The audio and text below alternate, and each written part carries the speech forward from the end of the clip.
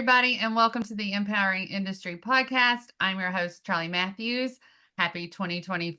I hope everybody is having a great time. I personally like to see 2024 go and look ahead to a great and amazing future as 2025 came to play. I know it's a little after the new year, but I sit and watch and kind of just think through about all the successes that we had in a year, all the maybe trials and tribulations we had, but then shift gears pretty quickly to like, okay, what are we going to accomplish this year? And so if you haven't seen this or I haven't talked about it, we have a president at Empowering Pumps and Equipment, Vince Hi. Marino. And so I want to just spend some time with Vince today and just let's just talk. So with that, Vince, jump on here, just introduce yourself, let them know a little bit about you and how you got into the industry. Okay, well, first of all, thank you, Charlie, and hey, everybody. Like she said, I'm Vince Marino. I'm the president of Empowering Pumps, and I'm here to help. You know, I pretty much do all the things. I consider it sort of the glue on the foundation to kind of pull everything together and make sure that we reach our goals each year and make sure that Well, you know the pump industry. You've been in the pump industry quite some oh my God, time. yeah. Do I know the pump industry? If it has the word pump in the title, I'm involved or have been involved in some way, and my DNA is all over all of the different forms of media regarding pump. So Well, let's talk a and little bit about that, Vince, because yeah, you sure. did have a background in media, radio. We were just talking about it. What'd you do before this?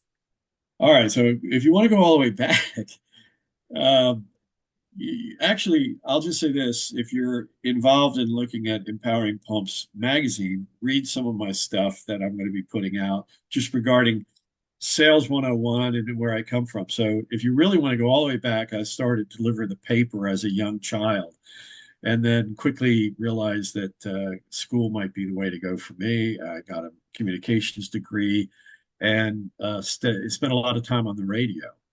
Enjoyed radio, and suddenly, as a personality, realized that the guys that were making the money out there were the radio sales guys. So I looked into sales and ended up actually in Houston, in working for Houston Monthly Magazine, selling advertising right out of college, and touched a couple of different industries. So I would have to say that between radio, TV, and film, I was involved in every one of those in some aspect and enjoyed it. But in the end, it really had to do with um, selling services, selling products.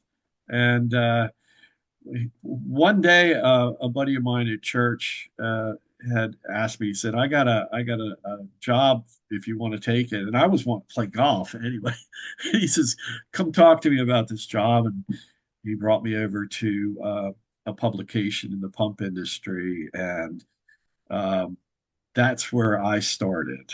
I don't Yeah, know so how that deep has to down be that rabbit around hole. like 15 years ago or something like Yeah, that in the industry. So yeah. I just want y'all to know. So we are in the same area. So we both live in Tuscaloosa, Alabama. And so I've known Vince a long time. I knew him before he worked in the pump industry as well, just Right. from family telling me about Vince. But it's about building relationships. Sales is all about building relationships. We have that, and I'm so excited that we have Vince in that president seat, thinking about where we're going to go, what do we need to do for our clients, and just how can we grow, because we all have growth mindset here at Empowering, not just in growing sales, but in growing our community and our industry. So with that, Vince does have that hat on though, right? Where we're generating more attention to what we're doing, right? As far as um, taking care of the customer, what do they need? What does their customers need? And so really focusing on that pipeline of just like, okay, how do we make more sales? How do we make our customers get more sales? And it's really about, you know, what do they need? in order to generate growth within their businesses. And so that comes up a lot within our own business, but also helping other people have that kind of mindset too. I think it's great. So, sales one-on-one, Vince, give us some tips on that just straight out the gate. Well, I mean, again, I'm actually doing a six-part series on it, but one of the ones that I mentioned to you earlier today was the 10-second rule. If what you're doing this 10 seconds isn't contributing to your overall goal, whether it's sales, achieving a financial goal or a sales goal, or even, if you're not in sales, you have thresholds or goals that you have within your job. If you just stop and do the what am I doing this 10 seconds? Is it contributing to the positive enrichment of my job and my goals and my future, or is it detracting from it? If you just live by that, you will always find yourself doing the right thing and putting the things that are unsavory or habitual, that are problems in your life, you put those off to the side. I look at things like social media, which can be a blessing and a curse. If you're sitting here just scrolling all day long, and you can stop and go, is this helpful? Is this conducive to productivity? Get rid of the thing, get it out of your life. Yeah, and This 10 seconds. yeah, I love that. And I also would think, I catch myself scrolling and being like distracted when I went there to my phone to do something specific to my goals. And so it's like having that like check in with yourself a little bit of like, okay, I was actually looking for people in the mining industry to follow, right? So like that is leading me to my goal and successful like but when I get okay, I've just watched 5 rock videos or something like that, that kind of got me down a rabbit hole or something, then it's okay, get back on track. Let's go. So I think both are good. Like you said, it's kind of a love-hate relationship with social media. And we need to be aware of that. But there's so many resources. And I know we also are really excited about I am been using chat GTP a lot to talk to. I like to brainstorm with her and I like to just kind of help me with a guideline or the words to say. Like I might have the idea, but I don't have like all the words. And so it's been really useful to, help me stay on track and like put all my ideas somewhere easily. So I've really So liked to use it. What about you, Ben? wait a minute. Let's go back a second. Chat is a female? I She is didn't to know. me. She is to me. So I don't know. Yours can be whatever you want. Mine is.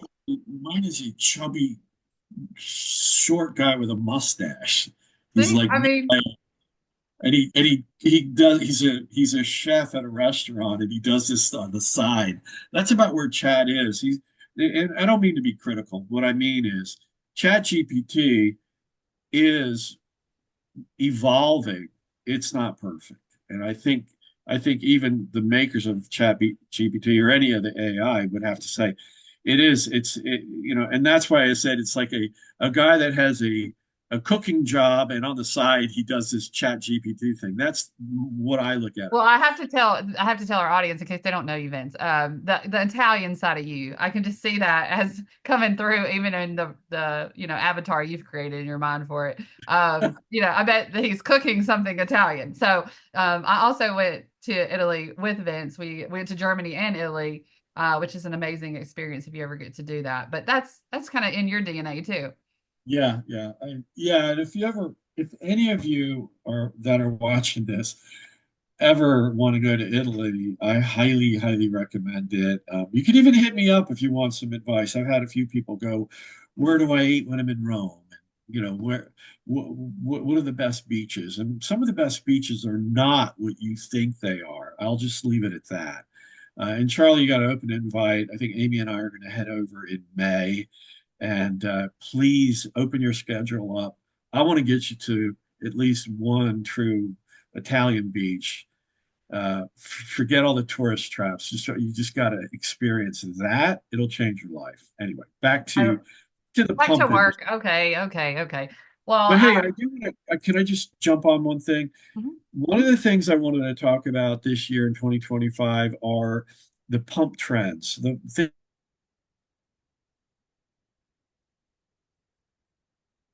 things that are I see happening in the pump, but I think some of the things that are happening, I'm just going to bullet point a few. I think the economic environment, the Federal Reserve, I believe, lowered interest rates. That makes borrowing money cheaper. Um, that's a good thing, but it also could have a backhanded spin. I mean, because when you lower it, you're what are you signaling? So I'm not trying to be pessimistic there, but lower interest rates gives you more money. Question is, why do you need more money to begin with? You got to reevaluate what you're doing and have some real intention there. Global market dynamics. This is another one. Again, China. You know, there has been, and I've spoke to several people, including at Epic, about China and how uh, there may be some high tariffs as a result of the new administration and some, hand wringing as to how we're gonna get product. So that does have a reaching effect into the pump industry as well as seals, motors, and valves. So there's in addition to the global market, I think Ukraine and the Middle East are two other kind of wild cards. Russia, Ukraine, Middle East are sort of um, areas that not only we need to get everybody to calm down, I think I'll say we need to pray about, okay? And I don't mind saying that here. So, so regional demand on various pump aspects. Let me give you an example. Fracking, oil wells, right here, the Permian Basin as an example. There's a lot of things that I think are going to create a demand. That's my phone, excuse me. He threw it backwards. Y'all remember he Yeah, threw the phone backwards, and so uh, yeah, yeah, I did. And it actually was one of those things. It's just like anything else in life. It's the unexpected that makes life interesting. That's Amy, who is in Huntsville right now. That's Amy's my wife, and she's in Huntsville. congratulations for y'all. He just got Yeah, married recently, so yeah, that was so fun. We got married in November. So really fast forwarding through all this, I came home from Italy. Charlie offered me the Empowering Pumps president's job. I got engaged and got married, and today is a snow day here in Tuscaloosa, Alabama. So a lot of fun new things going on in our lives. But anyway, yeah. So and so just figuring out the new, and I think that's the season we're in, right? I think we've seen that from our clients too, and just kind of like, okay, what is this year going to look like? What is this new environment? And I think that is, we want to continue to have these conversations. We were at the Colorado School of Mines for EPIC, so the Empowering Pumps and Industry Conference that we're having each year in November. It will be at the San Jacinto College this year. Let's see, November the 5th and 6th, there in Pasadena, Texas. And so we shift and move EPIC around, and but it's still the industry. We work and communicate across industries really to talk to people, right? To develop these leaders, right? We have emerging leaders coming in, we have experienced professionals.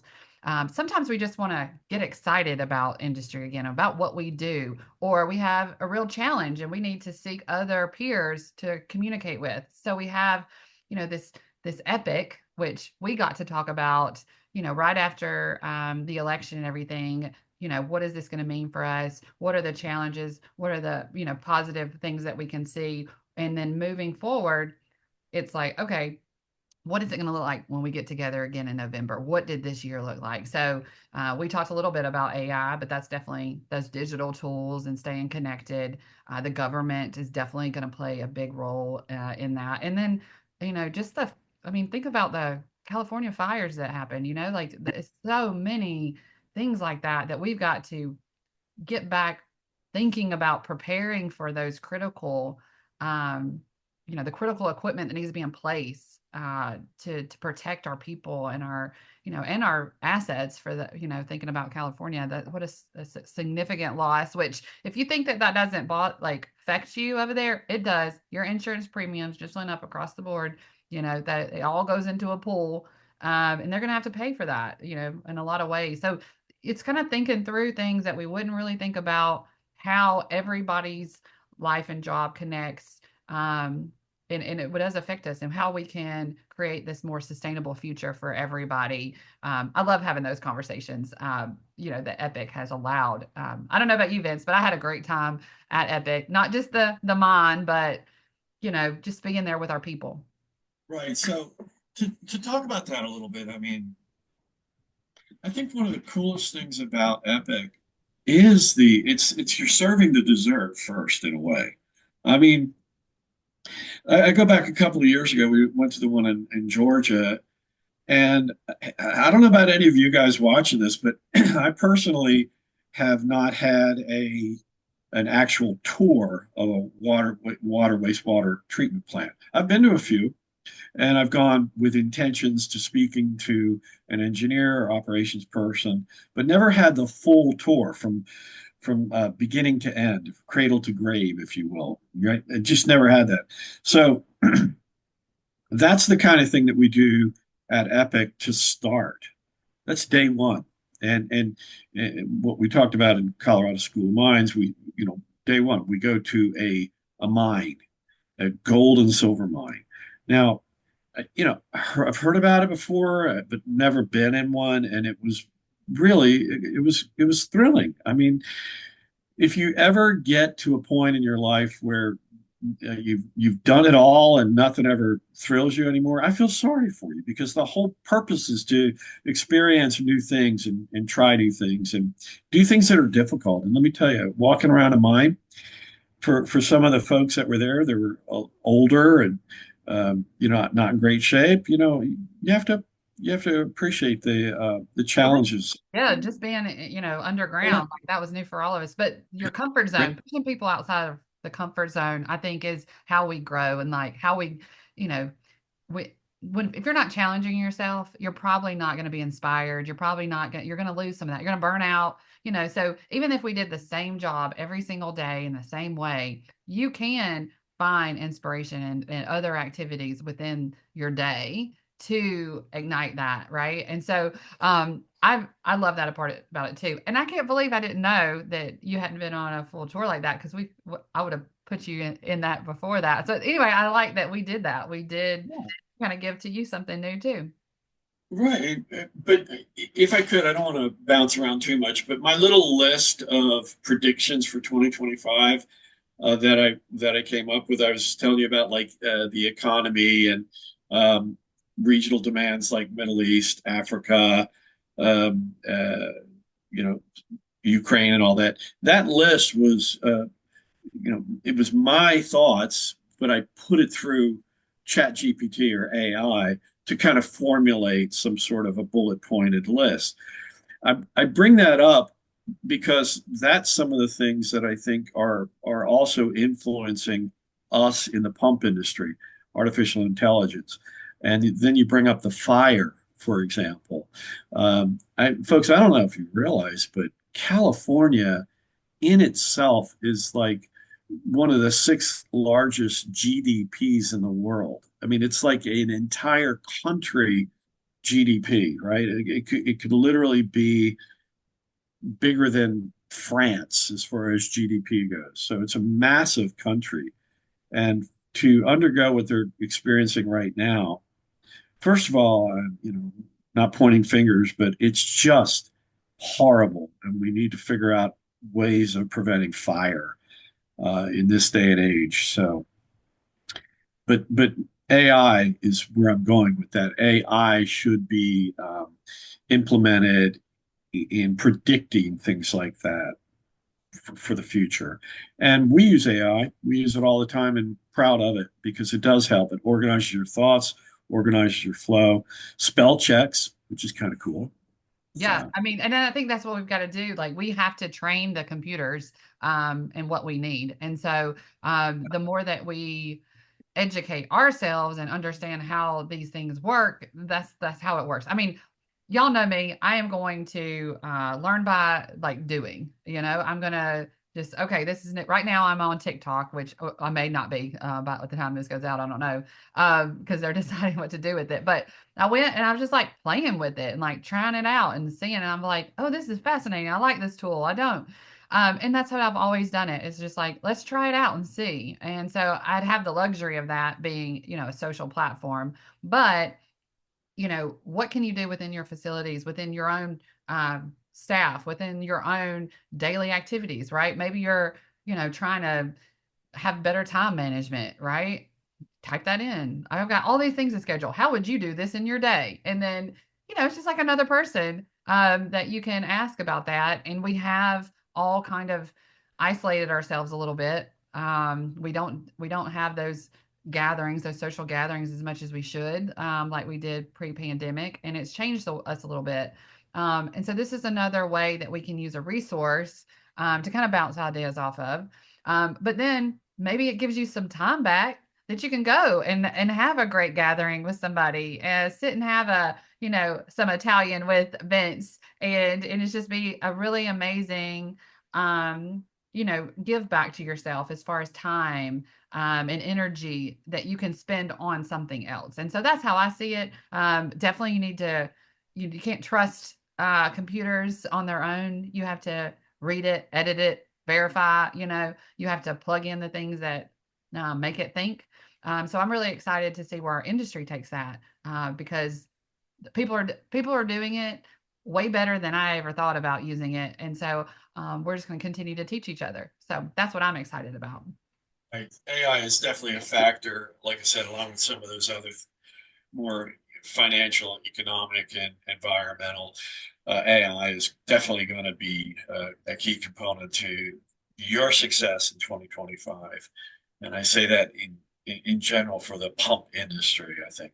I do think that we're off to, a soft start for the year, but I do think that it can continue to kind of roll in a graduate in an upward trend for the year.